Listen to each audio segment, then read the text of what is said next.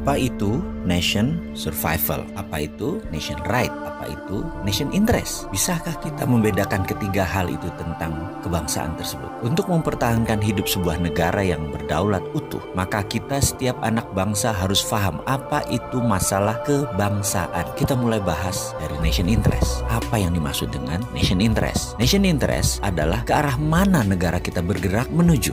Sebentar, kita ini jangan-jangan ditanya nation itu apa, state itu apa, atau dalam bahasa Indonesia bangsa itu apa, negara itu apa, nggak ngerti ngebedainnya. Betul ya? Masih bingung? Kita bahas lebih dalam. Bangsa Indonesia itu jadi lebih dulu dari negara Indonesia. Bangsa Indonesia itu jadi lebih dahulu ketika Sumpah Pemuda tahun 1928 dengan mengatakan berbangsa satu, bangsa Indonesia. Maka sejak saat itu jadilah bangsa Indonesia. Sementara negaranya, negara Indonesia baru jadi setelah 17 Agustus 1945.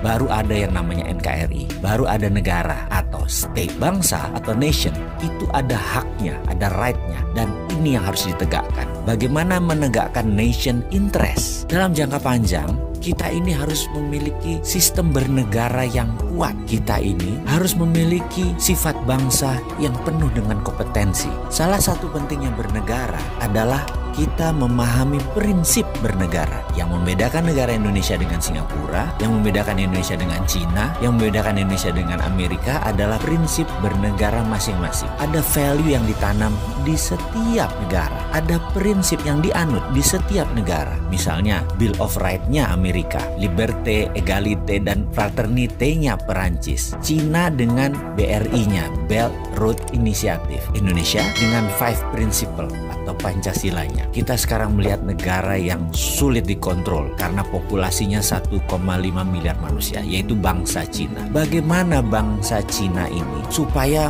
mempunyai negara yang tetap utuh? Bukan main-main mengelola bangsa Cina ini. Negara Cina sangat serius mengurusi bangsa Cina. Juga demikian dengan Amerika. Ada 380 juta bangsa Amerika yang terdiri dari multiras, bukan suku loh, ras dan etnik. Ada 100 kali. Amerika adalah negara imigran. Indonesia rasnya sedikit. Ada Melanesia, Polinesia, dan Melayu. Jadi suku bangsanya kita banyak. Dan yang unik adalah 89% beragama Muslim. Sehingga Indonesia bisa dikatakan dengan 267 juta jiwa, 89%-nya adalah Muslim. Indonesia adalah negara Muslim terbesar di dunia. Jadi bagaimana membuat negara kita ini utuh terus sampai akhir zaman? Saya teringat sebuah sesi dikala saya masih aktif di sebuah lembaga negara urusan pertahanan. Kami diperlihatkan, ditontonkan film dokumenter yang sangat menarik. Film ini adalah bagaimana Cina membangun doktrin bernegara masuk ke bawah sadar anak-anak bangsa Cina. Diperlihatkan melalui kamera CCTV di video tersebut di sebuah tempat penitipan anak. Karena kala itu banyak sekali suami istri yang bekerja di Cina dan anak sematawayangnya dititipkan di tempat penitipan anak milik negara.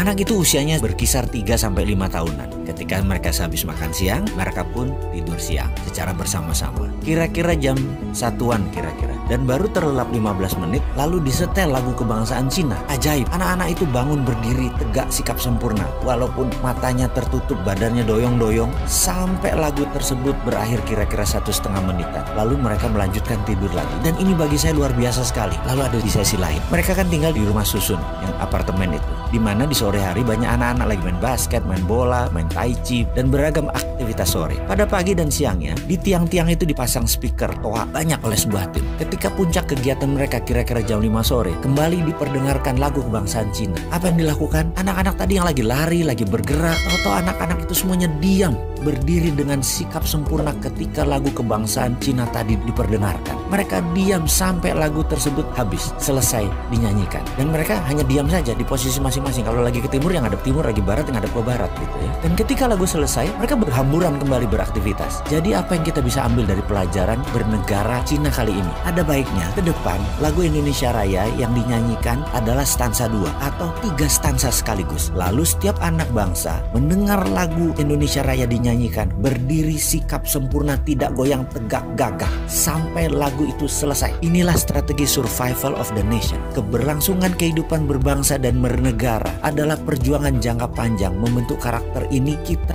harus membangun dengan semangat yang gigih militan, yaitu diawali dengan sikap sempurna mendengarkan lagu Indonesia Raya.